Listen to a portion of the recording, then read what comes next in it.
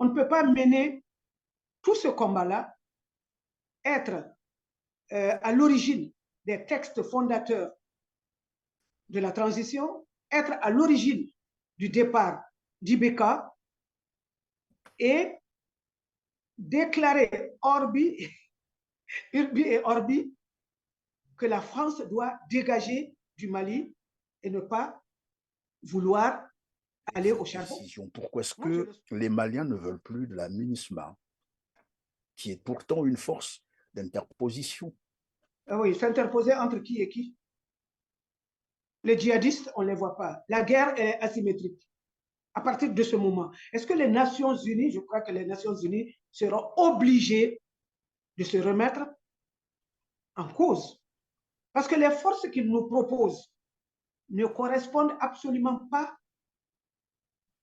ne prennent pas en compte nos problèmes. Mais alors, pas du tout. Il est grand temps qu'on sorte de la vassalité, du néocolonialisme, de la France-Afrique, en ce qui concerne les pays francophones. Il est vraiment grand temps. Nous, on a commencé. Il ne nous reste plus que le CFA qui nous lie à la France. D'ici là, quand on aura une politique solide des mines, une politique solide minière, je crois que nous pourrons sortir très vite. Donc, si j'ai bien compris, le franc CFA aussi est sur la ligne de mire. Ah oui, absolument. Absolument. Sinon, tout ce combat-là n'aura servi à rien du tout. Parce que la France nous tient par le CFA. Comment financer son développement si on n'a pas sa monnaie? Régional, notamment le discours du président sénégalais Macky Sall le 3 juillet dernier. Discours au cours duquel il a finalement renoncé à briguer un troisième mandat présidentiel. Tout le monde semble s'en féliciter. On peut dire qu'il vient de poser là un acte de sagesse, n'est-ce pas? Macky Sall doit arrêter. Dire je ne suis pas candidat, ça ne suffit pas. Personne ne va se contenter de ça. Alors, à vous, à votre niveau, quelle crédibilité donnez-vous à cette parole? Oui, mais quelle crédibilité? Mais je ne sais pas. Parce que Macky, quand on regarde ce qu'il a fait durant ces dernières années, ça fait peur. On ne peut pas accorder de crédit à ce qu'il dit. Parce que Macky donne l'impression qu'il a encore d'autres tours dans son sac. Il y a le cas... Vous avez aussi l'impression qu'il peut toutefois changer de décision à la dernière seconde? Non, mais il va essayer de faire des élections pas crédibles. Et c'est ça qui est le danger.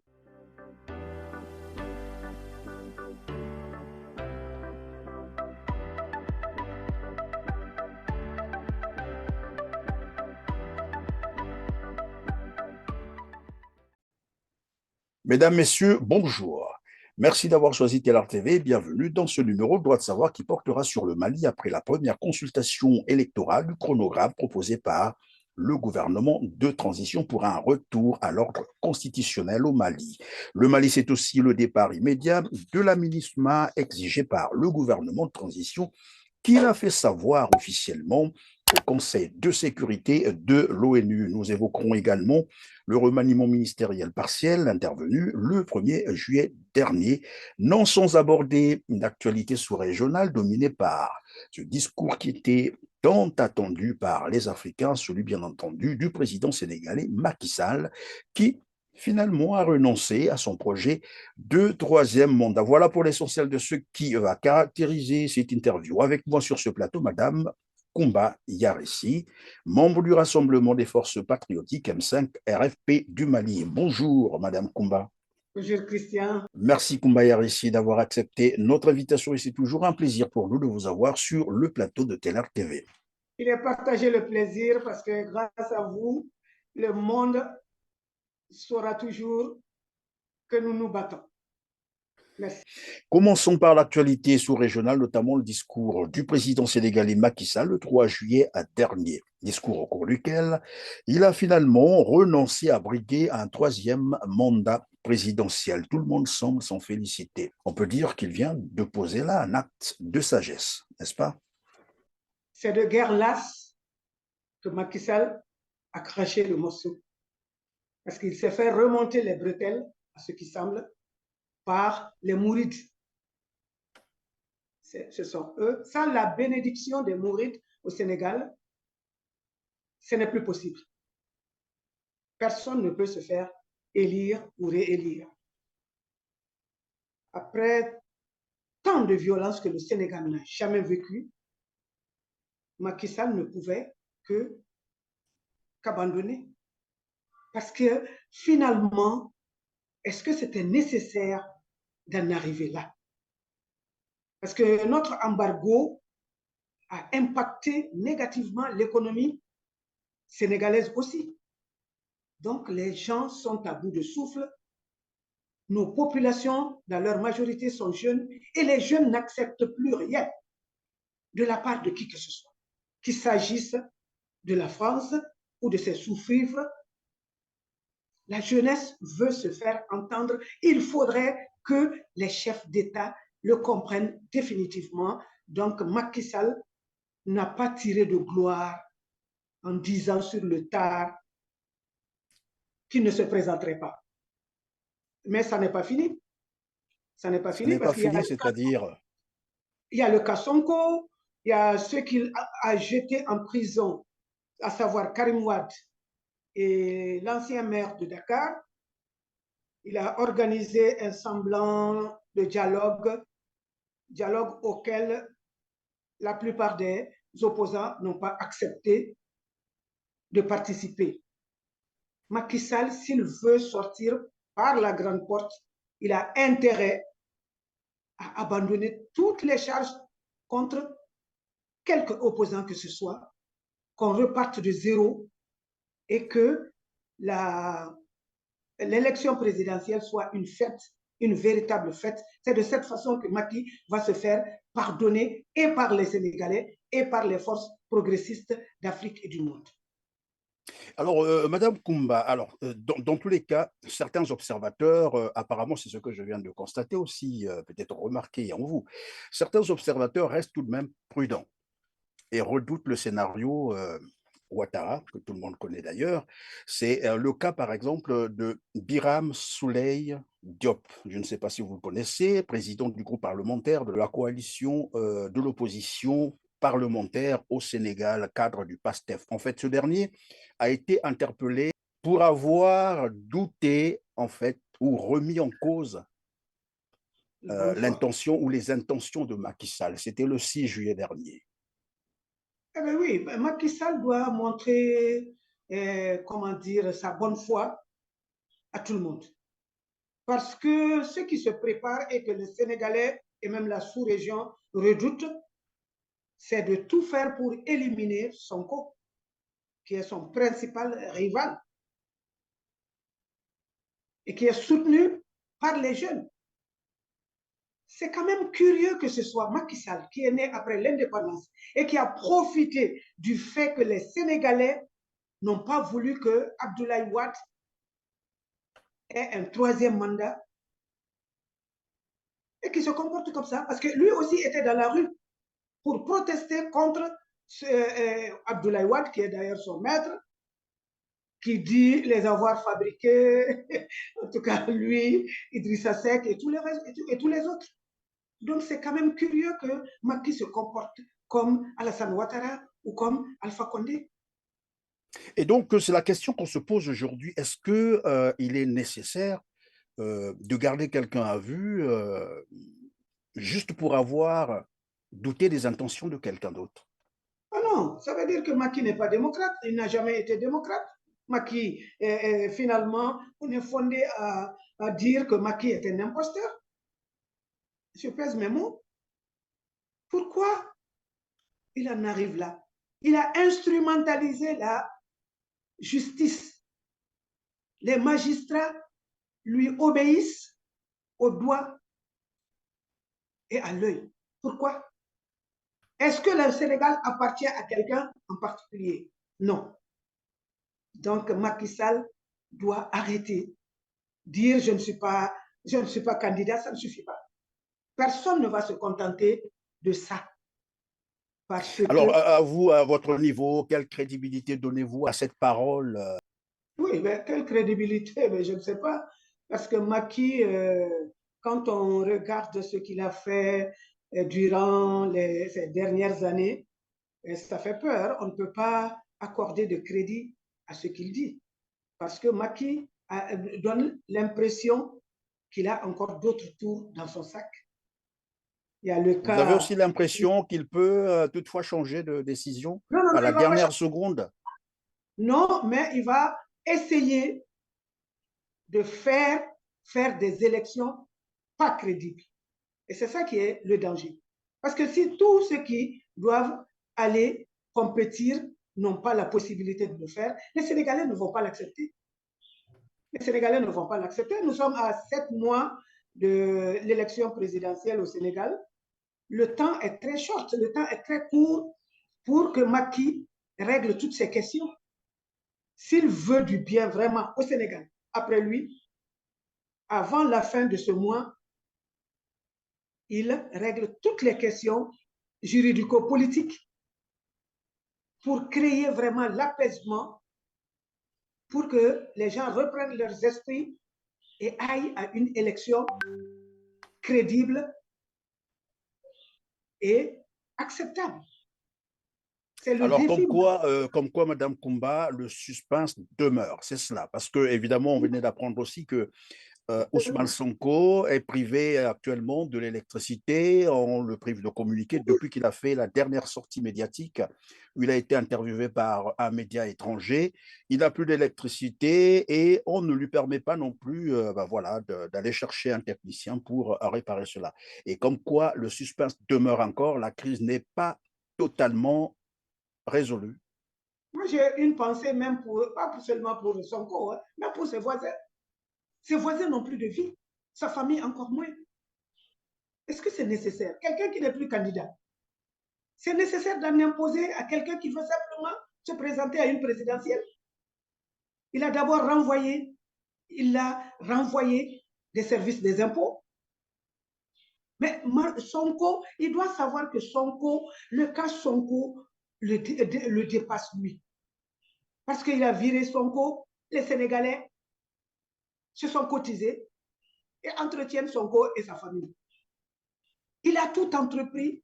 Le peuple s'est dressé sur son chemin. Macky doit arrêter maintenant. Le pétrole, parce que je crois que le problème de Macky, c'est qu'il voulait gérer le pétrole et le gaz à venir au Sénégal. Or, ce ne sont pas ses propriétés. Ce sont les propriétés des Sénégalais. Il est temps que chaque Sénégalais voit et possède un bout de soleil aussi. Parce qu'il y a trop de misère dans nos pays, trop de misère, tout pour eux, rien pour les peuples. Tout pour eux, rien pour les peuples. Alors, venons-en donc au Mali, Madame Koumba. Que vous inspire les résultats du référendum constitutionnel qui a été approuvé à 97%, une constitution qui permet finalement à certains membres du gouvernement actuel de se représenter ou de candidater pour les présidentielles prévues en février 2024. Et vous nous direz si c'est nécessaire que ces membres puissent évidemment poser leur candidature, puissent candidater à cette élection. Ça, c'est un autre débat auquel je vous inviterai peut-être dans 2 mois. Le temps de voir clair dans le paysage politique. Mais le référendum, le M5 RFP avait demandé la 4e République. Bon an, mal an, on a pu organiser des assises et une bonne partie des Maliens, une grande partie des Maliens, se sont prononcés sur les grandes questions du Mali. Parce que nous avons failli perdre notre pays. Plus de 80% étaient occupés. Il y avait toutes sortes de forces étrangères chez nous. On en viendra un peu plus loin. Mais Et pardon, lorsque vous parlez des grandes questions qui ont été réglées par l'actuelle constitution, en fait, le projet Les de la loi fondamentale, vous faites allusion à quoi? Non, je ne parle pas de la loi fondamentale à venir.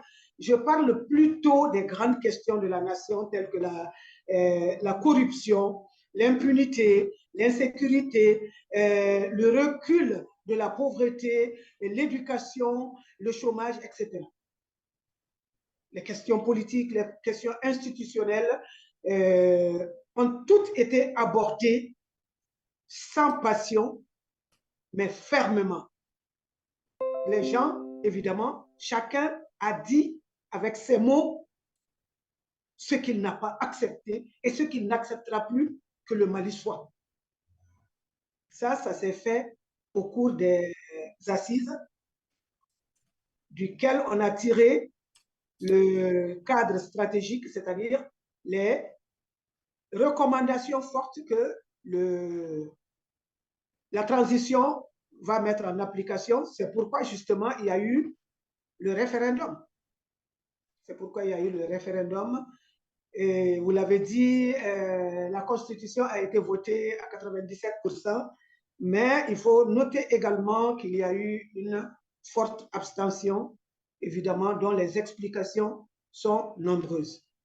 Évidemment, la forte abstention dont vous faites allusion, puisqu'on parle d'à peine 38% de participation pour une population de 8 400 000 habitants. Qu'est-ce qui peut expliquer ce manque d'engouement au niveau de la population? Il y a d'abord les gens au Mali depuis 1992, à part l'élection d'Ibeka, l'élection présidentielle qui a porté Ibeka la première fois à la tête de l'État, les Maliens n'ont jamais voté à 40%. Dans ce pays, on est coutumier de ça. Ce qui plombe le taux, c'est surtout Bamako. À Bamako, les gens font beaucoup de bruit, mais le jour de l'élection, ils ne se déplacent pas. C'est ça qui plombe les différents taux de participation, parce que Bamako, c'est quand même la capitale, c'est le plus grand nombre se trouve à Bamako. Mais Est-ce ce que qui est c'est une forme de désintéressement de la une forme population, disons, à la politique? Qu'est-ce qui peut expliquer cela? à Bamako, c'est la désinvolture. Les gens en ont assez, les gens n'ont pas vu certaines choses se réaliser. C'est ce qu'on entend ici et là. La lutte contre la corruption, les gens en attendent beaucoup. Et donc, comme on l'a dit dans nos précédentes interviews, ça c'est une répétition. La transition doit faire très attention et être à l'écoute des populations. Parce que c'est important pour que la présidentielle à venir, dont le calendrier a été d'ailleurs communiqué par l'EGE, c'est-à-dire celle qui s'occupe de la préparation des élections au Mali. Et la date a été maintenue pour février 2024? C'est ce que je vous disais. Je vous disais que les deux comment dire, élections les plus importantes, c'était le référendum parce qu'on veut passer à la 4e République et la présidentielle. Le président élu peut organiser aussitôt les législatives, les municipales, les régionales.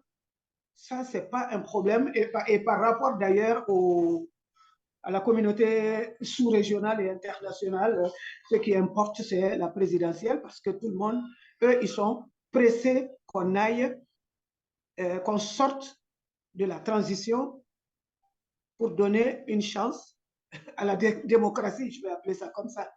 Alors, Madame Koumba, avant même l'annonce, bien sûr, des résultats du référendum, l'opposition malienne, vous le savez, avait contesté et dénoncé des irrégularités dans le déroulement de ce référendum.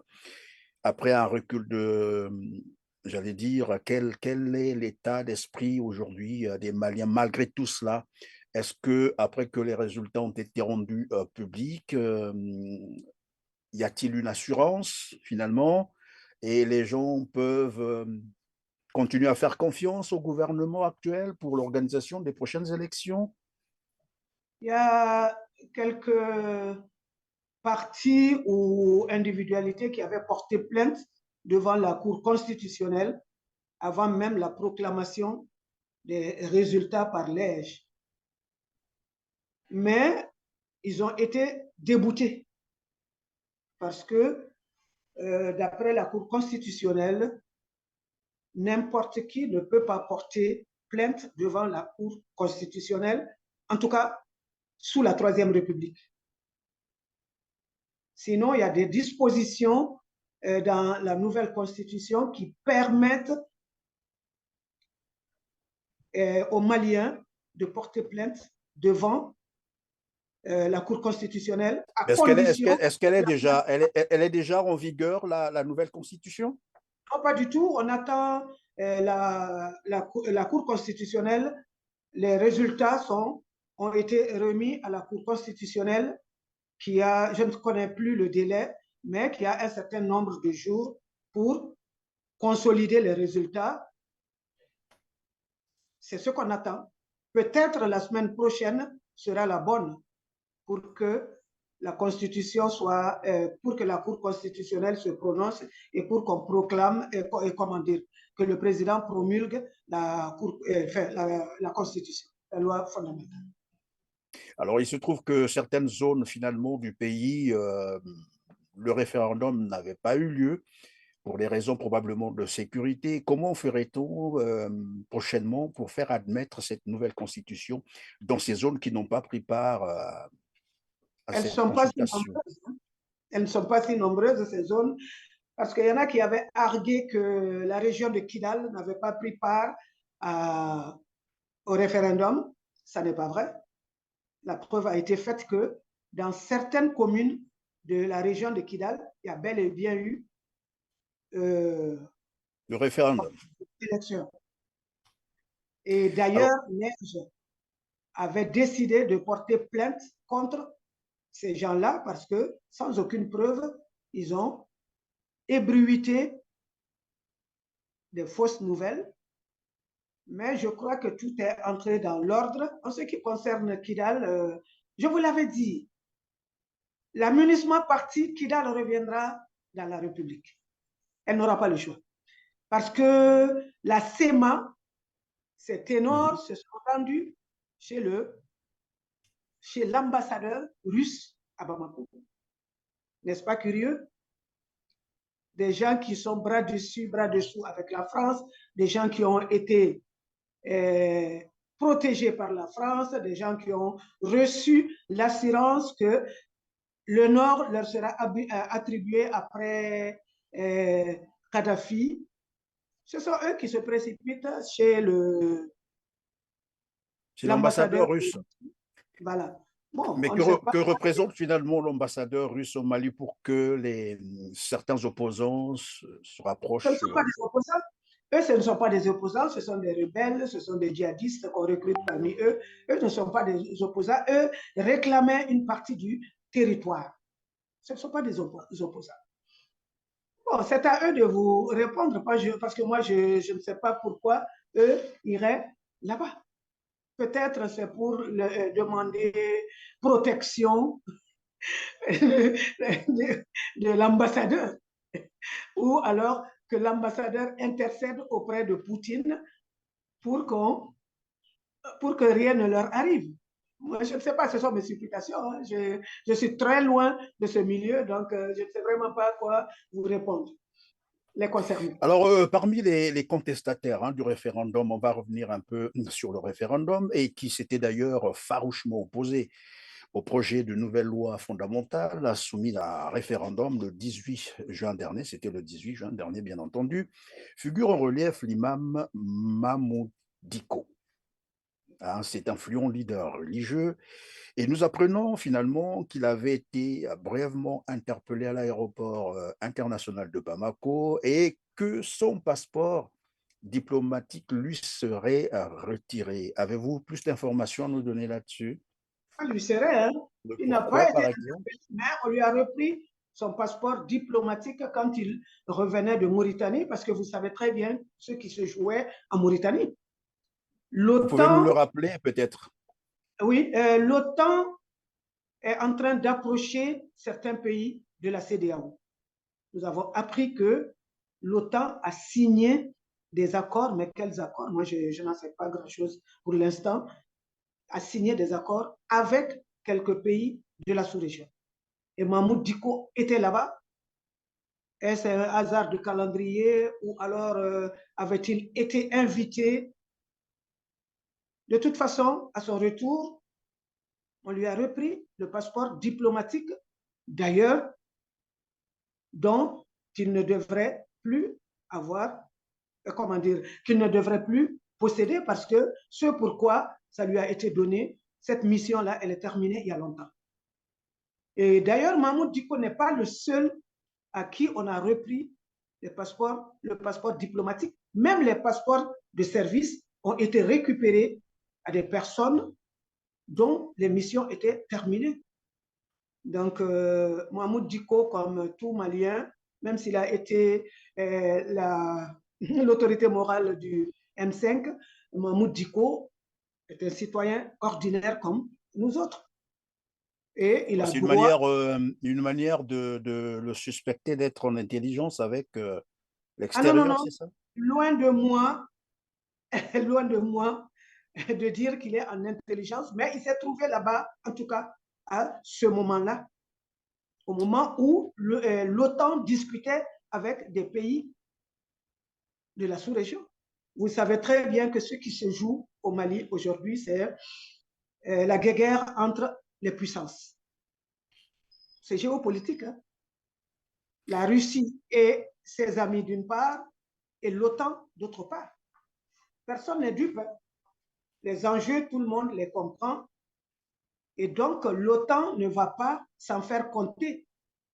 L'OTAN se positionne. Ce n'est pas la première fois. C'est l'OTAN qui a détruit la Libye, qui a tué Kadhafi. C'est l'OTAN. Oui, évidemment, juste un rappel, pour rappel à nos téléspectateurs, c'est bien l'OTAN qui avait fait interdiction à l'avion qui conduisait, bien sûr, la délégation africaine de 6 présidents qui partaient pour négocier avec Muammar Kadhafi. L'OTAN avait demandé à cet avion de ne pas atterrir, de rebourser chemin. Voilà. Go back, comme disent eux-mêmes. Alors, d'accord. Alors, au lendemain de l'annonce du retrait de la MINUSMA, 8 jours après les résultats du référendum constitutionnel, le président de la transition malienne, le colonel Assimi Goïta, a procédé à un remaniement ministériel partiel, dirait-on. 16 membres sur 28 que compte ce gouvernement ont été remplacés. C'est énorme, hein, à 7 mois de l'élection présidentielle. Que peut présager ce remaniement-là? Bon, de toute façon, la transition s'est prolongée et donc pour donner ou redonner du souffle au gouvernement, c'était nécessaire. Ça se disait depuis longtemps. Ils ont passé quand même 24 mois. Ce gouvernement a passé 24 mois.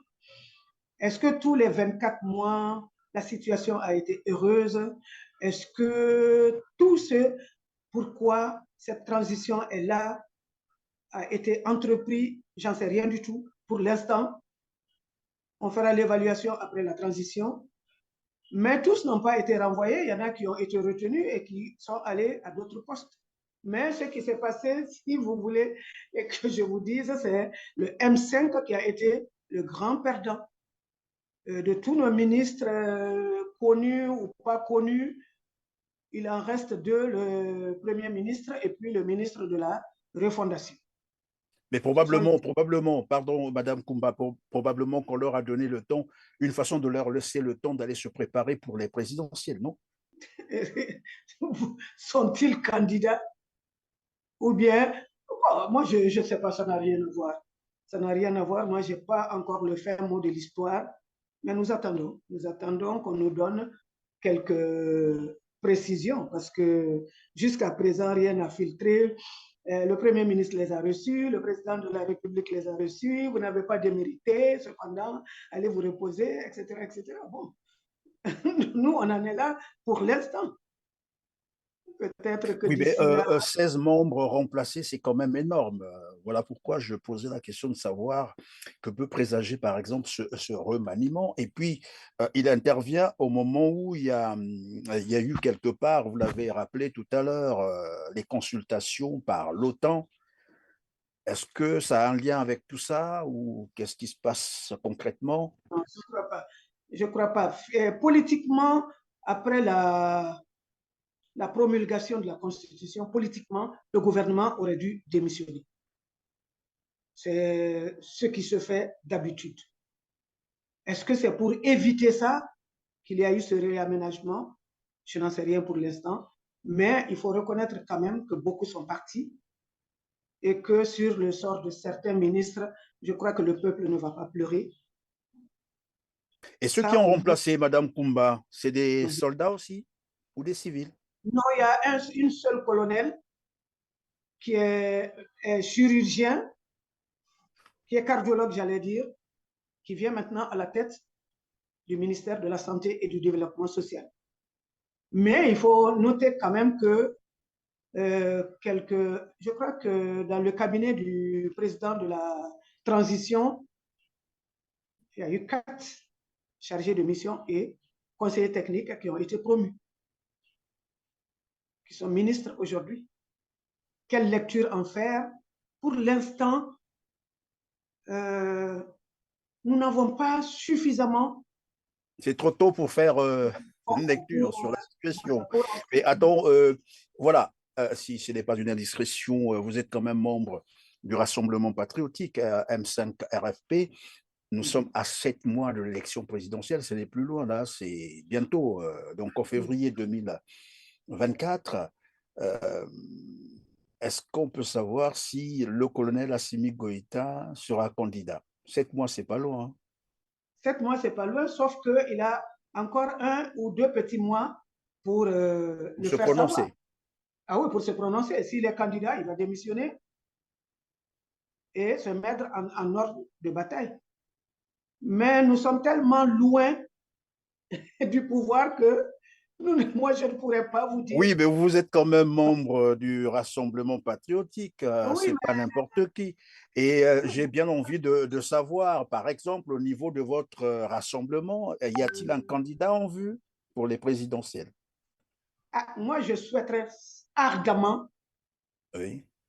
que le M5 ait un candidat unique pour la prochaine présidentielle parce qu'on ne peut pas mener tout ce combat-là, être à l'origine des textes fondateurs de la transition, être à l'origine du départ d'Ibeka et déclarer Urbi et Orbi que la France doit dégager du Mali et ne pas vouloir aller au charbon. Moi, je le souhaite ardemment et je sais que beaucoup de militants sont comme moi. Mais le moment venu, on le fera savoir. Le moment venu, vous le ferez savoir. On va parler donc de la MINUSMA. Alors, déclarée non grata au Mali, un départ immédiat était donc exigé par la population d'abord, puis entériné par le gouvernement qui l'a fait savoir officiellement au Conseil de sécurité de l'ONU. Alors, est-ce qu'on peut savoir qu'est-ce qui a motivé cette décision? Pourquoi est-ce que les Maliens ne veulent plus de la MINUSMA, qui est pourtant une force d'interposition? Oui, s'interposer entre qui et qui? Les djihadistes, on ne les voit pas. La guerre est asymétrique.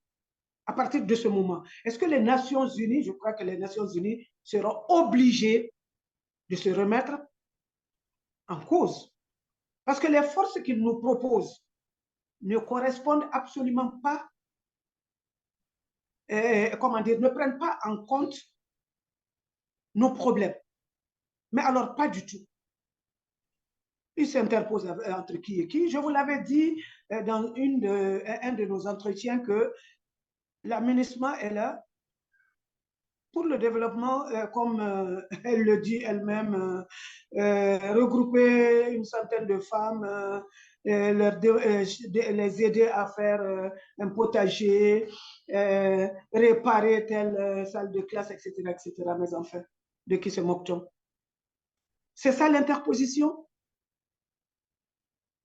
Mais la MINUSMA avait d'autres missions.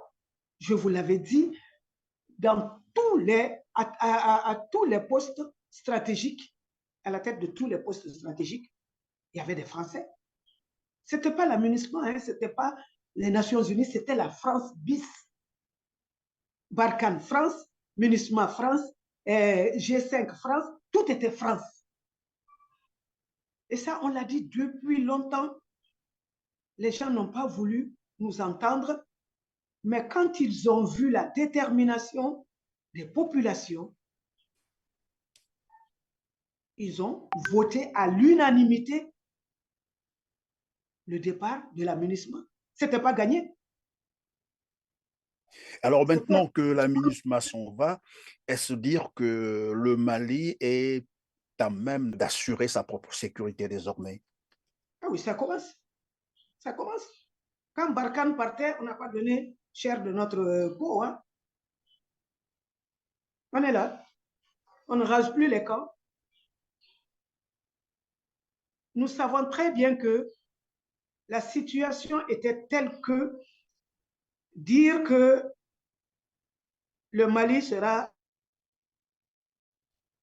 mine sans attaques, etc., etc., ce serait une gageure et alors là, ce ne serait pas bon. Mais aujourd'hui, nous savons très bien que la sécurité est revenue. La tenue du référendum en est la preuve patente. Le jour du référendum, qu'est-ce qui s'est passé dans un endroit ou deux? Il y a quelques plaisantins qui sont venus prendre des urnes, fuir avec, et puis c'est tout. Donc, on peut dire que nous pouvons assurer notre propre sécurité et nous devons assurer notre propre sécurité. Nous n'avons pas le choix. Et voilà, Madame Koumba, nous sommes à la fin de cette interview. C'est vrai que tout n'est pas rose, hein. C'est une bataille, c'est un combat que vous êtes en train de mener. Je parle là du Mali, bien entendu. Il y a des avancées quelque part, comme tout enfant qui veut se lever lorsqu'il naît, après il tombe, il se relève. Qu'est-ce qu'on peut retenir à la fin de cette émission? Qu'est-ce que vous avez à dire aux Maliens, mais aussi aux panafricanistes, pourquoi pas à l'Afrique qui vous suit? Oui, ce que j'ai à dire, c'est que il est temps, il est grand temps qu'on sorte de la vassalité, du néocolonialisme, de la France-Afrique, en ce qui concerne les pays francophones. Il est vraiment grand temps. Nous, on a commencé. Il ne nous reste plus que le CFA hein, qui nous lie à la France. D'ici là, quand on aura une politique solide des mines, une politique solide minière, je crois que nous pourrons sortir très vite de Ah, là. donc, si j'ai bien compris, le franc CFA aussi est sur la ligne de mire. Ah oui, absolument. Absolument. Sinon, tout ce combat-là n'aura servi à rien du tout. Parce que la France nous tient par le CFA. Comment financer son développement si on n'a pas sa monnaie? Comment y arriver? Vous avez vu tout ce qui se passe en Guinée? Qu'est-ce qu'ils peuvent contre la Guinée? Rien du tout. La Guinée a son port, d'accord, mais la Guinée a son franc guinéen. Ça peut ne pas valoir grand-chose, mais la Guinée vit grâce à ça. Et ce que j'ai envie de dire aux panafricanistes et à l'Afrique tout entière, c'est de tenir bon. Le mouvement est lancé, ça doit continuer et impacter toute l'Afrique. Je pense que plus vite ça arrivera en Afrique centrale, mieux ça vaudra pour l'Afrique parce que cette partie de l'Afrique, qui est la partie la plus riche, est la partie la plus miséreuse. Toutes sortes de misères, misère politique, misère physique, toutes sortes de misères, à cause, la plupart du temps, de l'Occident, à cause de l'Occident. Que les peuples restent déterminés, que les panafricanistes ne dorment pas sur leur laurier. On a seulement commencé, nous avons commencé, mais c'est la génération de nos enfants qui vont conforter cette lutte parce que nulle part dans le monde, la liberté n'a été offerte. La France a dû décapiter son roi et sa reine pour aller vers une république. Ils ont connu des disettes, ils ont connu toutes sortes de misères, les guerres mondiales et autres. Aujourd'hui, la France se dit puissance. Et grâce à nous, le jour où la France ne sera plus le porte-plume de ses anciennes colonies, le jour où la France n'aura plus à frapper le CFA pour nous, qui n'est d'ailleurs pas une monnaie, le jour où les accords, les 11 accords, seront dénoncés par tous les pays,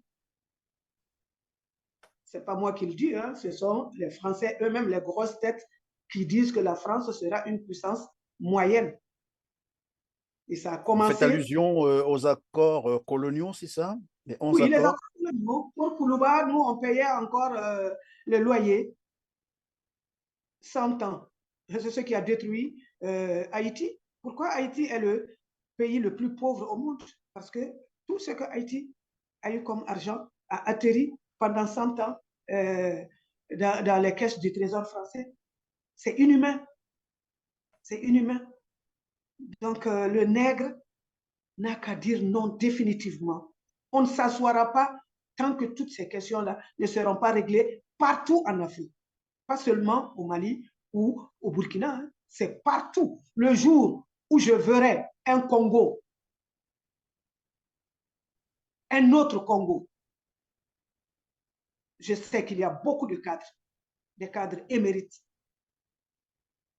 qui aiment leur pays, mais à cause de la France-Afrique, le Congo est devenu un pays de misère, pas normal.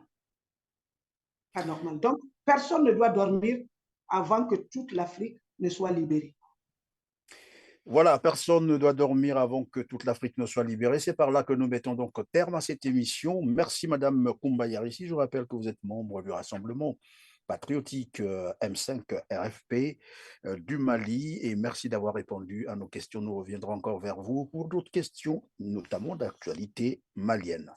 Mesdames, Messieurs, merci de nous avoir donc suivis aujourd'hui. Je vais simplement vous rappeler de cliquer sur le petit pouce en l'air, c'est en bas de cette vidéo, et de partager au maximum cette émission pour nous aider à atteindre un plus grand nombre de téléspectateurs. Pensez aussi à nous écrire en commentaire pour nous dire ce que vous pensez des sujets qui ont été abordés au cours de cette émission. Cela nous fera plaisir. Merci et on se retrouve très bientôt.